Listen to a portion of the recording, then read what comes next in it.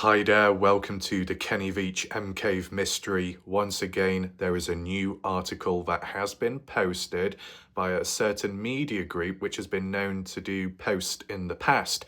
So you would think there has been an update, right? New material and information research added?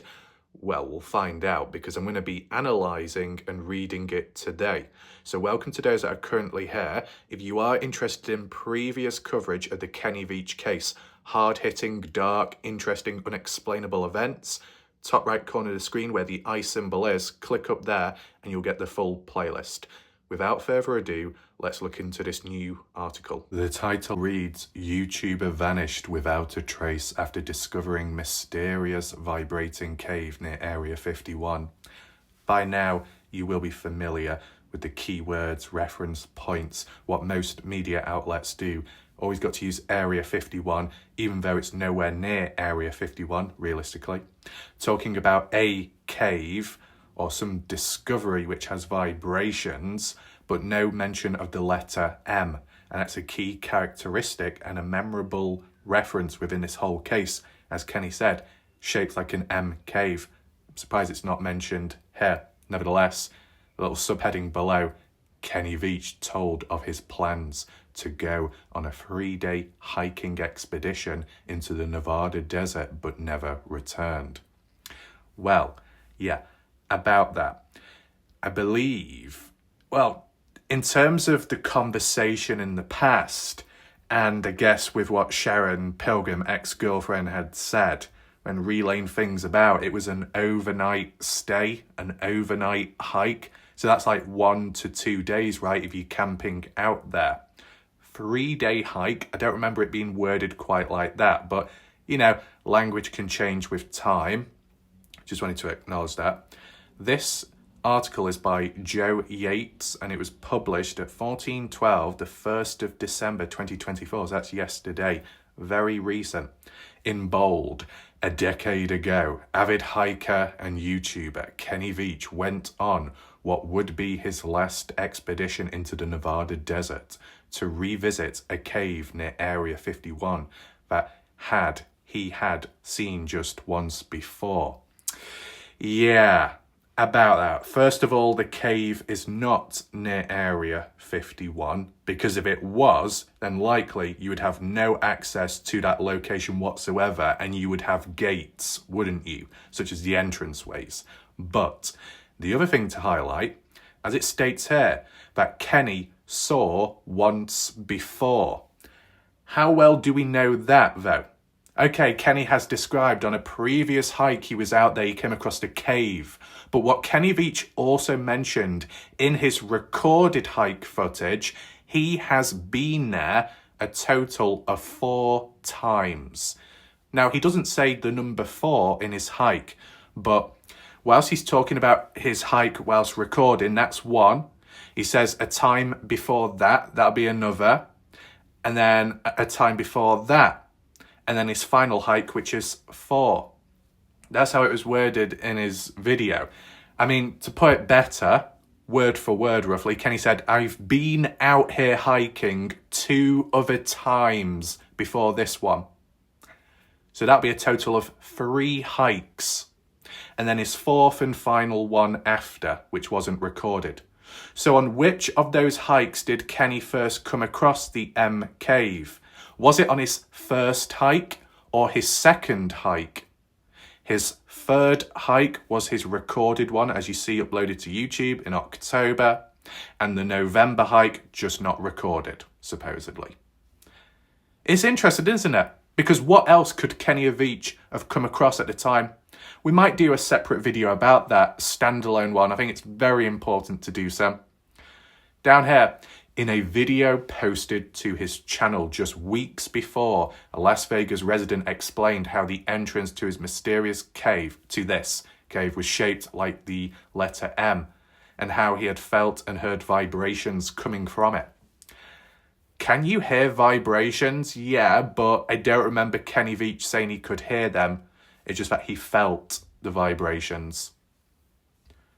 And there's just like a little reference.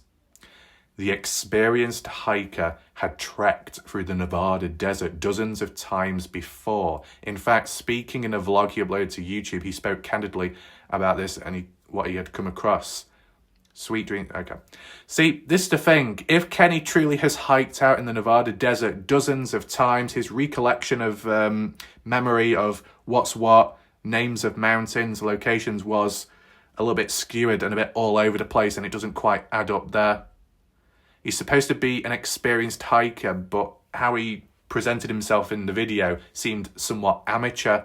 And that's not as disrespect, that's just a realistic observation, as well as pushing one's body. It just seems a bit reckless. Anyway, we've got some quotes here. Kenny, at one point in a comment, saying, "I solo hike across mountaintops that most people wouldn't dare go. I've been in more caves than I can count, yet you've not been in a single cave in your recorded hike video though, nor have any other hikers after that have been in the area, the hotspots. So where is that cave truly, I wonder?" Referring back, Kenny says, "I play with rattlesnakes for fun, but this one particular cave was beyond anything I've ever encountered," he said. As mentioned previously, it was close to Area 51. Incorrect. Or, to give it its official name, the Nevada Test and Training Range. Hallelujah! It's actually been worded correct for once. Wow. Which is now used as a training range for the US Air Force, although it's regularly rumoured to house a great deal of information about unidentified flying objects. Well, that's beyond. Over the years, people have even claimed that it has even harboured aliens and unearthly spacecrafts. The tall whites or the tall greys. Anyway, sounds like Jay Silverheels then. Back to the 47-year-old's plan to see this vibrating cave once again. Unlike other expeditions, his girlfriend Sharon Pilgrim noted how he wasn't as coordinated as usual, leaving without a lot of his gear, including his camera, which she stated proved he had no intention of filming anything. This is his November 10th hike. Interesting to say, he was not as coordinated as usual. Different way of putting it. Not jumping in on the suicide thing just yet, but then again below, it does go into it. However, it's okay saying that Kenny didn't take his camera because it was left behind. He had no intention of recording, filming, anything, but Sharon Pilgrim also said there was another camera which was missing from the house, so presumed that Kenny took it. Right? Why does that never get acknowledged? Taking to YouTube following his disappearance, as conspiracy theories began to circulate, she commented under one of his videos about his potential whereabouts. See, this is the thing. Not everything is a conspiracy. Some can be creative theories and others much deeper. And if there is evidence along the way to suggest, why is it a problem? I think these media outlets will do it in such a way to make people appear crazy and play down the importance of certain factors which should be taken in mind. It says, she introduced herself as the girlfriend that Kenny spoke of in the video before explaining how prepared Veach was for every trip into the beautiful Nevada landscape, saying it was his very, very favourite thing to do. In quotes, "I want you to know that I do not think Kenny had an accident. I believe he committed suicide. Battled depression for many years and would not take medication or see a doctor. He quit his job a little more than a year before he disappeared," Pilgrim wrote. Whilst he may have quit his job a little more than a year before he disappeared, the sister-in-law ex-sister-in-law known as what's the name called? Susan Veach. Got to make sure I don't get mixed up with certain names, okay? Susan Veach, sister-in-law to Kenny, who mentioned that he had a job. There was a job lined up for Kenny. So there was that. Interesting. Moving on. She went on to explain how a business idea of his had failed to the Shark Tank submissions on YouTube. You see, he didn't want to work for anyone else. Also revealed she had asked Veach whether he would ever kill himself, having witnessed his father do the same. Pilgrim recalled him saying to her, "If I decide to do it, you will be okay because you are good at the law of allowing," before adding, "No one will ever find me." Right. Personally, the bit about no one will ever find me I've heard from what's been recreated by Kenny. But I've never heard the quote by Kenny saying, "If I decide to commit suicide, you will be okay because you are good at the law of allowing." What? Allowing him to do his own thing? Allowing him to take his own life? But would a girlfriend allow someone to just walk away like that and let go? Because if there's meaning behind anything of it, you'd try and grab their arm or hand and pull them back, if possible. Got to take in mind that Sharon Pilgrim, a part of the mental health field, a mental health expert at the time, and for Kenny's outlook towards her to be, well, you may, I mean, it's weird to hear, good at the law of allowing. If that's directed towards Sharon, allowing me to go off and die? Is that what people would allow? I mean, there's a bit of deep understanding maybe, but at first, shouldn't there be a little bit of resistance and questioning? I've never seen this quote before. Has anyone else? Kenny set off on a solo expedition, as usual, that was supposed to last 3 days and 2 nights. But on the 3rd day, when he wasn't answering the phone, Pilgrim reported him missing. No, that's a lie. Pilgrim did not report Kenny missing on the 3rd day.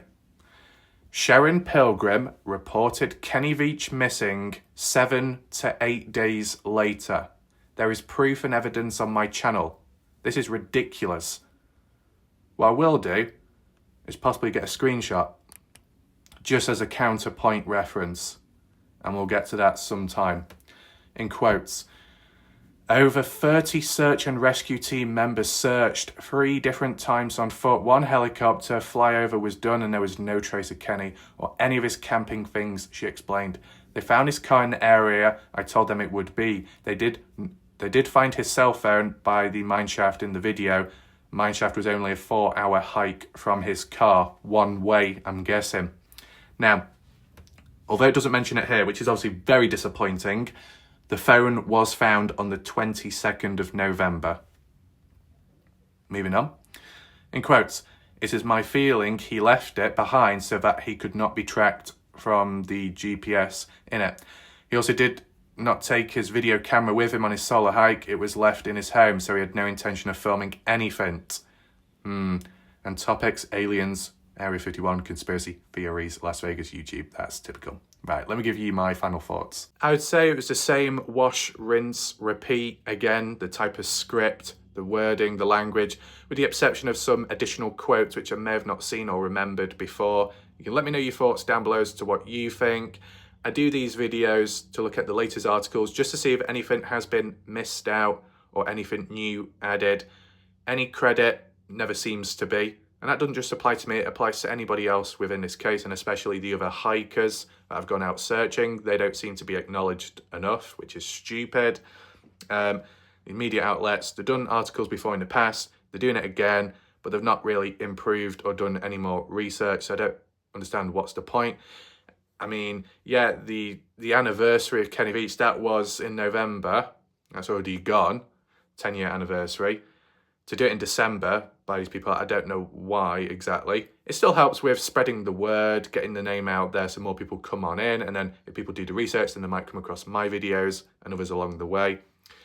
But it just seems to be a little bit regurgitated at times. And like with the camera thing, yeah, maybe left behind, but another one was missing. What about that? And then what about that text conversation between Hunter, Veach and Kenny, his nephew, saying, when I get back, I'll give you a surprise. So he intended on returning back. And that conversation, I believe, was close to when he was going to go out there. So could things really have changed up that quick? Who knows? But hopefully you found the video somewhat interesting. I'll see you next time whenever that is. And we'll go deeper. Goodbye for now.